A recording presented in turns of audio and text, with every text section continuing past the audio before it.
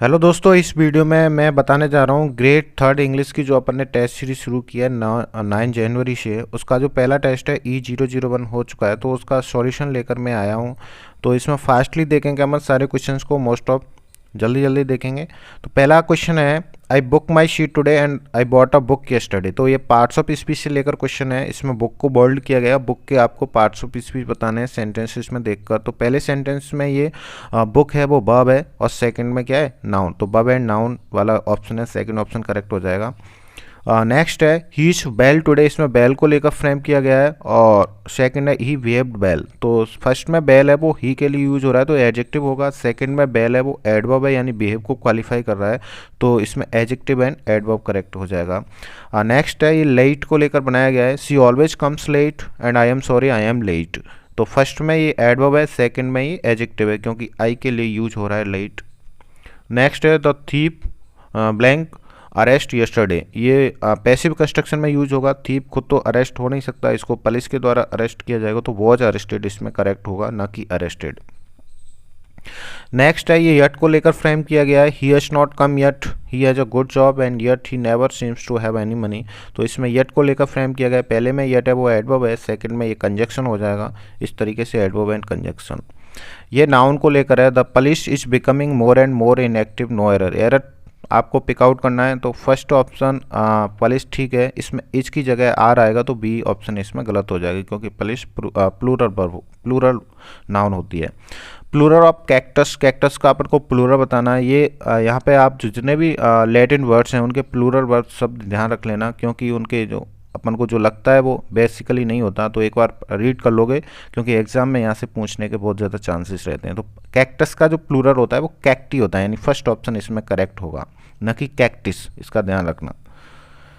Next है ये tense यानी वर्ब से लेके आया है, इट इज़ टाइम यू। देखो इट इज़ टाइम या it is high time, there is time, या कुछ भी ऐसे टाइप के स्ट्रक्चर हैं, और उसके तुरंत बाद अगर सब्जेक्ट दे रखा है, यानी कोई प्रोनाउन दे रखा है, अगर उसके बाद ब्लैंक है, तो आपको पास्ट इंडेफिनिट भर देना है। इसमें राइट आंसर हो जाएगा क्लोज्ड। नेक्स्ट ये भी टेंस से लिया गया है, where Rahul went to his friends out, his friend was studying. यानी इसमें दो आपके टाइम, मतलब दो टाइम के बारे में बताता है, एक्शन के बारे में बताता है, टू एक्शंस। पहला जो एक्शन है वो पहले से चल रहा होता है, यानी बीच में अचानक से। तो इसमें राहुल का उसके घर जाना, अपने फ्रेंड के घर जाना अचानक से हुआ, तो उसमें तो इंडेफिनिट आएगा। जो पहले से हो रहा है उसका पढ़ना, वो तो पहले से भी पढ़ रहा था और प्रेजेंट में भी पढ़ रहा है, तो इसमें वॉच स्टडिंग आ जाएगा। उसमें कॉन्टीन्यूस यूज होता है, past continuous. The French revolution led to the end of monarchy in France. तो इसमें लेड होगा करेक्ट, एज अ स्टेटमेंट के रूप में आया है, ये पास्ट टाइम को बता रहा है। The papers gave all the lurid details of the murder. Lurid का मतलब होता है शॉकिंग, मतलब नॉट कन्वीनियंट। मेनली ल्यूरेट का मीनिंग होता है नॉट कन्वीनियंट, एक तरीके से एडजेक्टिव है ये, तो ल्यूरेट का मतलब हो जाएगा यहाँ पे shocking. Answer, he was finally awarded the ultimate accolade of British hairdresser of the year in 2007। इसमें एक्लेट का अपन को मीनिंग बताना है, तो एक्लेट का मीनिंग होता है अवार्ड, कोई पुरस्कार वगैरह होता है, तो इसमें अवार्ड राइट आंसर हो जाएगा। इसमें चेस्ट वर्ड है, उसका अपन को मीनिंग बताना है, तो चेस्ट का मीनिंग होता है प्योर, मतलब पूर्ण रूप से शुद्ध। प्योर रहना मतलब ऑनेस्ट, एक तरीके से honest.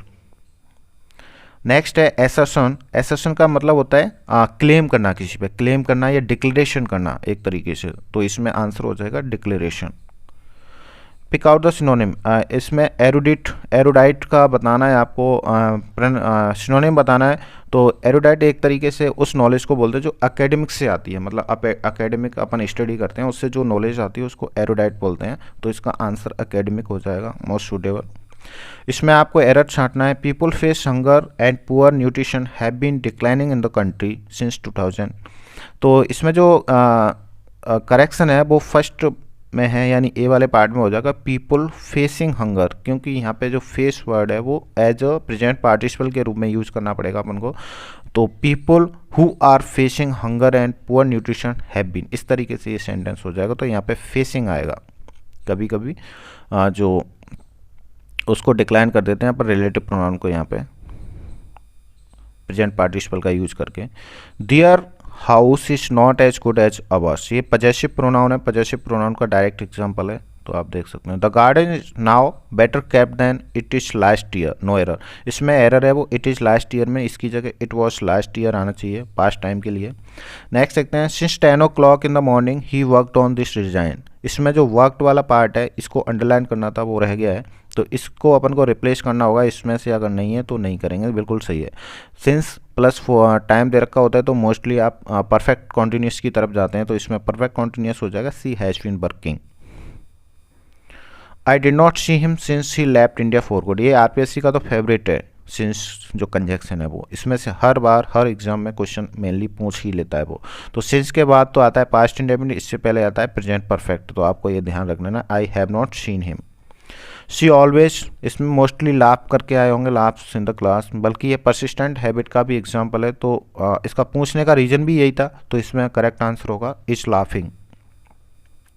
I wish I had more money, एक तरीके से पास सब्जेक्टिव है, यानी इमेजिनेशन, कल्पना पर आधारित है, मेरी इच्छा थी कि मेरे पास और धन होता, तो हैड आ जाएगा इसमें आंसर। हेयर और देयर, जो हेयर देयर से शुरू होने वाले सेंटेंस मेनली प्रेजेंट इंडेफिनिट में होते हैं ये, और एक तरीके से एक्सक्लेमेनेशन होता है इसमें मार्क, तो इससे हमें ये पता लग जाता है वोकेटिव फॉर्म में होते हैं एक तरीके से। तो हेयर देयर मेनली इसके बाद प्रेजेंट इंडेफिनिट आता है, तो इसमें कम्स आ जाएगा। लुक, इसमें कोई डेरिवेटली एक्शन अपन को दिखाने की कोशिश कर रहा है, तो look the train is coming on the track, is coming हो जाएगा। द चाइल्ड हैज, इसमें डियर बब है, डियर बब को आपका पास्ट पार्टिसिपल बताना है उसको, तो एंडियर्ड हो जाएगा, एंडियर्ड करेक्ट है इसमें थर्ड ऑप्शन। अवर मोरल, ये ग्रेड सेकंड में आया हुआ है, our morale was high our steps were determined, इसमें मोरल आएगा ना कि मोरल्स, मोरल्स आता तो वर होता, इसमें वाज दे रखा है तो आपको मोरल करना है। द पार्टी बोर्ड में स्टिप, स्टिप यहाँ पे एडवर्ब है और इसका मतलब होता है very much. By the end of this year, इसमें मेनली परफेक्ट टेंस यूज होता है, जो फ्यूचर परफेक्ट टेंस है वो यूज होता है इसमें, तो we will have saved a lot of money, third option हो जाएगा। आई वुड रादर, देखो आई वुड रादर, अगर वुड रादर वुड सुनर के बाद अगर कोई प्रोनाउन यानी सब्जेक्ट दे रखा है तो उसके तुरंत बाद तो लगाते हैं पास्ट इंडेफिनिट, अगर कुछ नहीं है तो बेयर इन्फिनिटिव आएगा, stay, I would rather stay there. इसमें से इनकरेक्ट सेंटेंस छांटने थे आपको, तो पहला सेंटेंस है it is high time close the window, ये गलत है, it is high time to close the window, right sentence ये होगा। The grapes are tasting sour, ये गलत है, राइट आंसर होगा, राइट सेंटेंस होगा the grapes taste sour. Next I am having my lunch, ये बिल्कुल करेक्ट है, और तीसरा फोर्थ है he is owning a big building, इसका करेक्ट होगा ही ओज अ बिग बिल्डिंग। तो इसमें से 1, 2 और 4th थर्ड ऑप्शन वाला सारे सेंटेंस इनकरेक्ट हैं। अब ये पैसेज वाले हैं, ये मेनली आपने सॉल्व कर लिए होंगे क्योंकि पेसेज में से इनको छांटना था, तो इनमें इतना ज़्यादा खास है नहीं। अब अपन डायरेक्ट चलते हैं, जितने भी अपने मेथड्स के क्वेश्चन हैं उनको अपन देखते हैं। पार्ट 2, यहाँ से मेथड के क्वेश्चन शुरू होते हैं। तो देखो पहला सेंटेंस है वो principle of interactive language teaching, interactive मतलब जो हमारा प्रेजेंटेशन के दौरान क्लासरूम में जो इंटरेक्टिव मोड होता है लैंग्वेज टीचिंग, वो किस चीज़ पर जोर देता है बजाय एक लैंग्वेज को सीखने में, इसमें किस चीज़ की ज़्यादा ज़रूरत होती है। तो इसमें मेन चीज़ होता है know how to assert conversation control, main चीज़ है आप कन्वर्जेशन पर कैसे कंट्रोल कर सकते हैं उसके बारे में आपको जानना, उस पर जोर देना और उसको पहचानना। तो इसमें सेकंड ऑप्शन करेक्ट हो जाएगा। तीसरा ये नेक्स्ट वाला है, शायद इसमें क्वेश्चन है वो इनकरेक्ट टाइप हुआ है, तो इसको अपन लीव कर देंगे। नेक्स्ट एक key principle of language teaching is, language teaching का मेन की प्रिंसिपल कौन सा होता है, to motivate the student in the process of learning, सबसे बेस्ट मेथड यही है, बच्चे को मोटिवेट करो वो किस तरीके से सीखें आप ड्यूरिंग द लर्निंग, उसको मोटिवेट ज़्यादा से ज़्यादा करना चाहिए। यह blank principle of language teaching has been improving pupils responses effectively, immediate correction में इसमें राइट आंसर होगा, इमीडिएट करेक्शन के थ्रू आप बच्चे का जो रिस्पॉन्स है उसको इफेक्टिवली लेने के लिए, जैसे आप किसी बच्चे से क्लासरूम में कुछ पूछना चाह रहे हो, अगर वो कोई गलती करता है तो आप उसको करेक्शन करोगे ना तो वो और आगे बढ़ने की कोशिश करेगा, तो इमीडिएट करेक्शन मेन प्रिंसिपल होता है इस सिचुएशन में। Which one of the following does not come under the principle of selection and gradation. Selection और ग्रेडेशन यानी जब अपन मटेरियल को सेलेक्ट करते हैं, उसको ग्रेड देते हैं, तो इसमें इनमें से कौन सा नहीं है? तो इसमें एक्यूरेसी है वो इसका पार्ट नहीं है। अवेलेबिलिटी, कवरेज और फ्रिक्वेंसी, ये सारे 3 इसमें होते हैं। Principle of linking with life in the teaching of English involves. आप अगर लाइफ से टीचिंग इंग्लिश को इन्वॉल्व करते हो तो इसमें से कौन सा आप जो ऑप्शन है वो आपको इस हिसाब से सही लग रहा है, किस प्रिंसिपल के थ्रू? यूज ऑफ, सेकंड को देखो आप, use of semantic structure of the English language in daily life, यानी ऐसे स्ट्रक्चर यूज करो जो आप इंग्लिश लैंग्वेज के ऐसे मीनिंगफुल स्ट्रक्चर यूज करो जो आपके डेली लाइफ से रिलेटेड हैं। तो इससे आप लिंकिंग विद लाइफ से बहुत जल्दी कनेक्ट हो गए और बच्चा बहुत जल्दी सीखेगा इससे। नेक्स्ट है, teacher ask the students to read the text for information and create their own interpretation beyond the literal level. Which sub skill is the practising in the class. एक नया हो सकता है आपके लिए, इसमें इन्फरिंग होगा राइट आंसर। इसमें क्या होता है, स्टूडेंट्स टीचर जब स्टूडेंट से किसी इन्फॉर्मेशन के बारे में इन्फॉर्मेशन जानने के लिए रीड करवाता है किसी टेक्स्ट को और उससे कहता है कि आप खुद इसमें इंटरप्रिटेशन करो लिटरल लेवल को छोड़कर। तो इस तरीके से आप उनका जो अंदर का विचार है, इन्फर करता है अपने विचारों को, तो वो जो मेथड है, वो सब स्किल है, वो इसके द्वारा रिवील होता है। नेक्स्ट है, which principle of teaching English creates a zeal to learn something new language.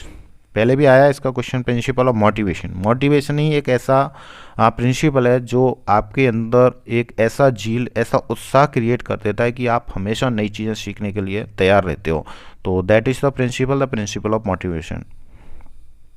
A word with same spelling and same pronunciation as another but with a different meaning। Same spelling लगती है अपन को, pronunciation same होता है लेकिन उसका जो meaning है वो डिफरेंट होता है, ये होमोनाइम्स कहलाते हैं। 4th ऑप्शन हो जाएगा। लास्ट क्वेश्चन है, the material should be according to the child's mental age, mental ability, grade and level. तो ये कौन सा प्रिंसिपल बताता है कि जो मटेरियल है वो बच्चे की मेंटल एज, मेंटल एबिलिटी और उनकी ग्रेड के अनुसार होना चाहिए। तो ये बताता है selection and gradation, principle of selection and gradation. तो ये थे आपके आज के इस टेस्ट के सारे क्वेश्चंस, जितने भी अपने पैसेज के 10 क्वेश्चंस को छोड़कर बाकी सारे अपने देख लिए। अगर आपको इनमें से किसी में भी प्रॉब्लम तो आप मुझसे डिस्कस कर सकते हैं, मुझसे पूछ सकते हैं। अगर किसी से मुझसे गलती हुई हो तो आप उसको भी मुझे बता सकते हैं। तो थैंक्स फॉर द वॉचिंग। मिलते हैं अपन नेक्स्ट टेस्ट के सॉल्यूशन में। नेक्स्ट टेस्ट आपका होगा और जिन्होंने ज्वाइन नहीं करा है वो ज्वाइन कर सकते हैं, आपको कुछ अच्छा सीखने के लिए ही मिलेगा। नेक्स्ट टेस्ट है वो आपका अगले संडे को होगा शाम को 8 बजे और उसका सॉल्यूशन है वो अपने नेक्स्ट 1 या 2 दिन में लेकर आएंगे। तो thanks for the watching, thank you.